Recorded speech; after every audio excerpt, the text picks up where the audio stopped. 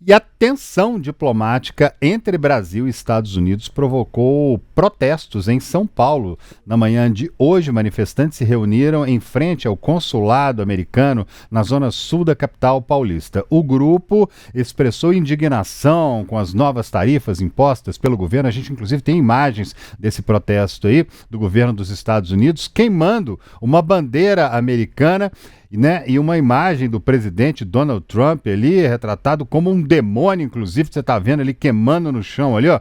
Puseram uns chifrinhos ali, tipo AC/DC no Donald Trump ali, para botar fogo na imagem dele. Pois é, as medidas anunciadas por Trump incluem um aumento tarifário de 50% sobre diversos produtos brasileiros, entre eles café, carnes e frutas, que a gente já falou bastante por aqui, né?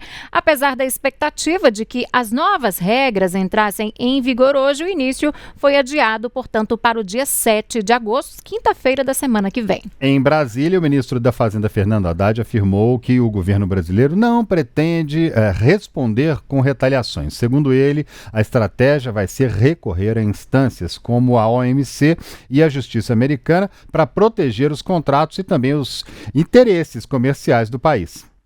Nós entendemos que há canais competentes onde o Brasil pode defender os seus interesses, na OMC, na Justiça Americana, onde vários empresários, tanto dos Estados Unidos quanto do Brasil, estão recorrendo para salvaguardar os seus interesses e os contratos que foram estabelecidos, e sim buscar os canais diplomáticos competentes para atenuar o efeito da decisão sobre a economia brasileira. A tarifa de 50% é realmente uma coisa injustificável, fora do padrão de relacionamento dos Estados Unidos com qualquer outro país. Bom, como vocês ouviram, o Haddad classificou a tarifa como injustificável e fora dos padrões habituais da diplomacia americana. E ainda, segundo o próprio ministro, o governo vai priorizar canais diplomáticos para tentar minimizar os impactos da decisão sobre a economia brasileira. Vale lembrar que, apesar, né, do endurecimento aí, de cerca de 700 produtos que ficaram de fora da ordem executiva assinada por Donald Trump, entre eles aeronaves civis, fertilizantes e também suco de laranja. A escalada nas tensões comerciais acontece em meio ao desgaste, né, gente, nas relações entre os dois países, alimentado, segundo analistas, por fatores políticos, como o julgamento do ex-presidente Jair Bolsonaro por tentativa de golpe, como você vem acompanhando nas últimas semanas, nos últimos meses aqui com a gente no Tempo News. Mas, afinal, quais são os reais impactos dessas taxações na nossa economia, na economia brasileira, né? E quais são os reflexos ali na geração de emprego, né, no trabalho? Nós vamos conversar agora com o economista Fernando Sete Júnior, que vai nos ajudar a entender um pouco melhor aí todo esse cenário. Fernando, boa noite para você. Obrigada aí por estar aqui conosco nesta noite de sexta-feira. E a gente já começa perguntando para você, né? Essas tarifas aí dos Estados Unidos sobre produtos brasileiros podem causar retração no PIB e em que magnitude? Boa noite, é um prazer falar com vocês. Boa noite, Cília, boa noite, André, boa noite a todos que nos assistem. Um tema muito importante que a gente tem que trazer, e mais do que isso, pode trazer impacto? Pode e vai trazer algum impacto. A gente tem que entender que esse impacto seria muito maior, né? Então, o que foi estabelecido pelos Estados Unidos na quinta-feira, fazendo a exceção de praticamente 600 produtos, já minimizou de alguma forma o impacto, aquele impacto inicial que a gente teria. E aí, se a gente olhar para um cenário para Minas Gerais, né, tirou muito das nossas importações, havia uma preocupação muito com o aço, com o minério de ferro, mas a gente mantém uma preocupação principalmente com o café, que não foi retirado. Há uma perspectiva, sim, de retirar o café, as negociações vão continuar ocorrendo, então a gente vai ter algum impacto. Quando a gente fala, por exemplo, do café, a gente ainda vai esperar algum impacto. A gente tem que lembrar que a tarifa ela inicia na quinta-feira da semana que vem, mas tudo aquilo que for exportado no Brasil, exportado do Brasil para os Estados Unidos e chegar até meados de outubro lá, não será tarifado, né? Então, ou seja, não vai ter a tarifa de 10%, mais 40% chegando aos 50%. Então, os efeitos a gente vai começar a sentir na hora que realmente a tarifa passar a valer, que vamos dizer, vai ser em outubro. porque a gente tem esse prazo ainda daquilo que está sendo embarcado para os Estados Unidos. Então, a gente ganhou, né, daquilo que foi anunciado inicialmente para agora, a gente ganhou a exceção de alguns produtos e também ganhamos esse tempo para adaptação do mercado de alguma forma. E aí é que a gente se preocupa muito com o mercado de café, que foi atingido, com o mercado de carne e com o mercado de frutas de maneira geral. Então, quando a gente analisa, por exemplo, o mercado de carnes, a gente tem outras possibilidades de exportação, a gente consegue exportar para outros países e talvez esse período aí, nesses 2, 3 meses que a gente vai ter pela frente aí, a gente consegue ajustar para ir para outros mercados. Então, esse aqui é um primeiro ponto.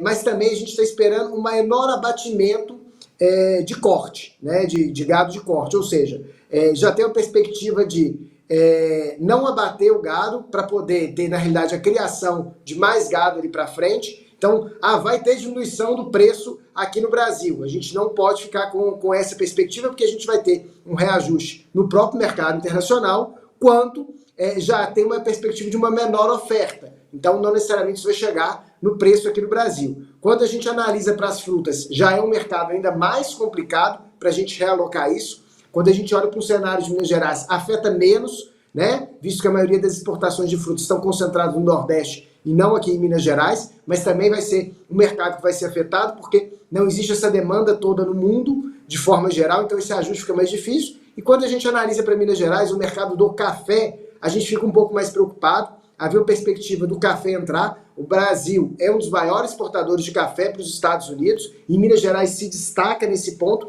e não existe outro mercado consumidor no mundo que consuma tanto café quanto os Estados Unidos consomem o que a gente exporta. Então isso de alguma forma vai afetar aqui a nossa produção e nós vamos ter que fazer o rearranjo. A vantagem que nós temos aí do anúncio, né, oficial, do decreto que foi colocado, é que a gente tem esses 3 meses aí de ajuste e mais do que isso, a própria negociação que o governo federal vai fazer junto ao governo americano, que a gente espera que tenha sucesso. Agora, Fernando, em relação ao mercado de trabalho, você acha que isso aí a gente vai começar a sentir também aí a partir de outubro? Porque, pelo que você falou aí agora, a partir de outubro, aí, muita gente que está hoje apoiando aí o tarifaço de Donald Trump vai ter que engolir seco na hora que perceber a bomba explodindo, né? Se realmente a gente não tiver uma evolução nas relações diplomáticas que a gente tem visto, né, a gente pode dizer que a gente tem uma evolução do anúncio que foi colocado para o que foi efetivado, a gente espera uma evolução ainda maior. Se a gente não tiver isso, nós vamos ter um impacto, sim, no mercado de trabalho, isso é evidente, porque a partir do momento que a gente diminui a oferta por determinado produto e a gente não consegue encontrar, né, então se os Estados Unidos, a gente tem essa taxação acaba ocorrendo e por algum motivo os Estados Unidos não conseguem, né, que é quem demanda a gente absorver esse preço maior, ou seja, de alguma forma repassar isso para o americano lá na frente, porque é que a realidade é isso que vai acontecer. Se a indústria americana não conseguir repassar esse café para lá e falar assim, olha, não dá para comprar do Brasil mais, vamos comprar de outros países, como por exemplo a Colômbia, ou até mesmo outros países da Ásia que também produzem café e que também estão sujeitas às outras tarifas. Então, se essa análise não chegar lá nos Estados Unidos, a gente tem uma menor demanda e, consequentemente, a gente vai continuar produzindo aqui, vai continuar ofertando. E aí o mercado vai se ajustar, eu não vou produzir aquele mesmo tanto que a gente produziria antes, portanto, se eu preciso segurar a minha produção, eu vou necessariamente gerar menos empregos, ou seja, eu necessitava lá de mais cafeicultor para poder fazer a colheita. Se eu produzir menos café porque eu tenho menor demanda, automaticamente isso quer dizer que eu vou ter que diminuir a quantidade de trabalhadores que a gente tem que colocar. E o café em ciclos também, né? Então a gente tem que entender que esse ciclo do café, ele vai estar finalizando. E aí o que nós vamos discutir do ciclo do café dali para frente? Então vai depender muito dessa dinâmica internacional para saber como é que vai afetar.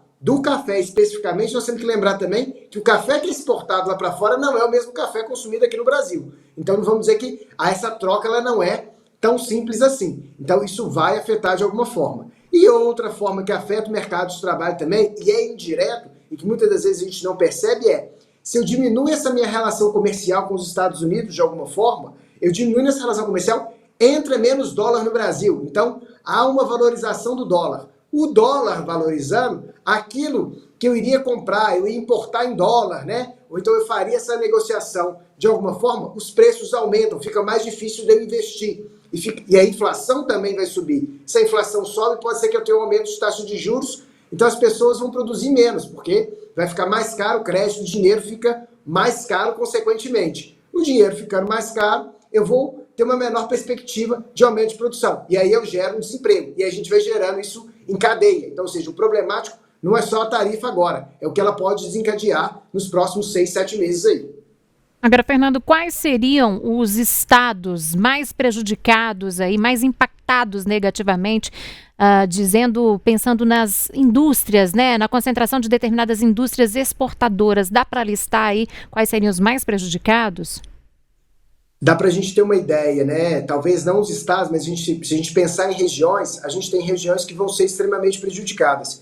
E por incrível que pareça, depois das exceções, a grande região prejudicada na realidade vai ser o Nordeste, porque a grande produtora de frutas é a fruta, tirando basicamente a laranja, não foi exceptuada do decreto, né? Por exemplo, a manga, que também é uma grande produção, não foi exceptuada. Então, de alguma forma, a gente tem esse problema quando a gente analisa o Nordeste. A gente também tem um problema no Norte, que tem muitas indústrias que competem com a indústria americana, e a gente tem que perceber que aquele que foi exceção é aquele que não competia com a indústria americana, que a indústria americana necessitava. Então, no Norte, principalmente ali no Amazonas, na Zona Franca de Manaus, a gente tem essa competição, então ela também pode ser prejudicada. E aí depois a gente vem os estados do Sul e do Sudeste, também tem esse prejudicial, porque a gente tem muitas indústrias aqui na nossa região Sul e Sudeste, inclusive em Minas Gerais. E talvez o menos prejudicado aí seja o Centro-Oeste, que apesar de ser grande produtor de grãos e da pecuária também, como eu falei inicialmente, ele consegue jogar para outros mercados e de alguma forma consegue se reestabelecer.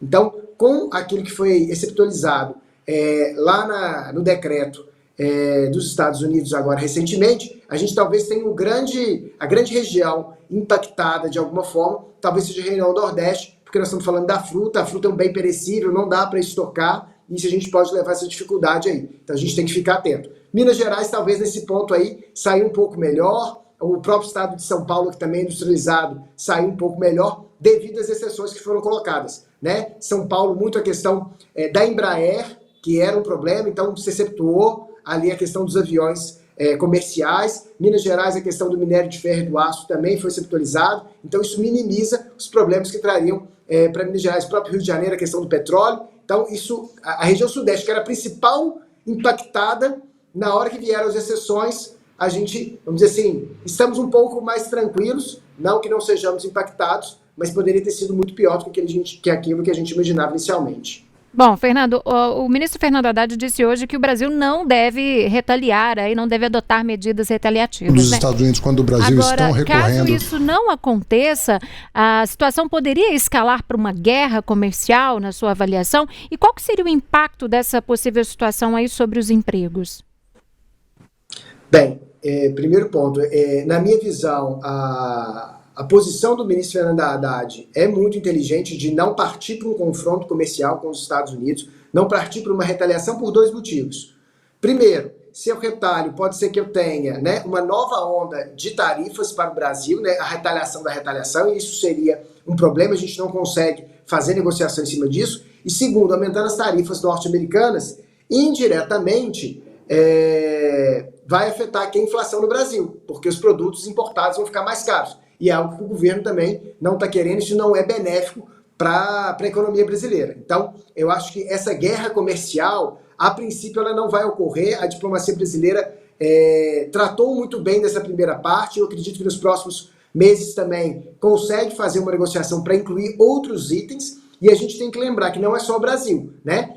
O próprio presidente Donald Trump ontem anunciou tarifas de 10% a 43% para diversos países, exatamente nessa intenção de demonstrar força americana e as tributações de forma geral. Então não é uma questão exclusiva do Brasil, então não adianta o Brasil agir sozinho, como se fosse o salvador da pátria que vai enfrentar os americanos. Então a via da negociação, a via diplomática é a melhor via possível, e isso ficou demonstrado quando a gente teve praticamente, do total que a gente exporta dos Estados Unidos, de 50% a 55% praticamente ficou exceptuado um decreto, ficou só com os 10% que já haviam sido taxados e o mercado já acomodou esses 10%. Então, a via diplomática funcionou muito bem nesse período, desde o anúncio até a efetivação dele, e eu acredito que nós vamos ter mais 90 dias para algumas outras exceções entrarem, e eu realmente acredito que não vamos voltar a não ter nada com tarifa, isso eu acho que é impossível,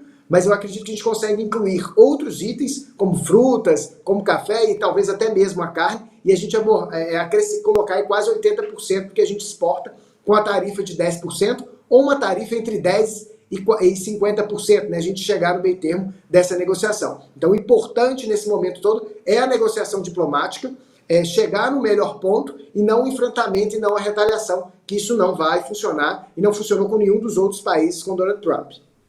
Tá certo. Fernando Sete Júnior, economista e também professor, muito obrigada pela sua participação aqui conosco, por nos ajudar a entender melhor esse assunto e até uma próxima oportunidade. Boa noite.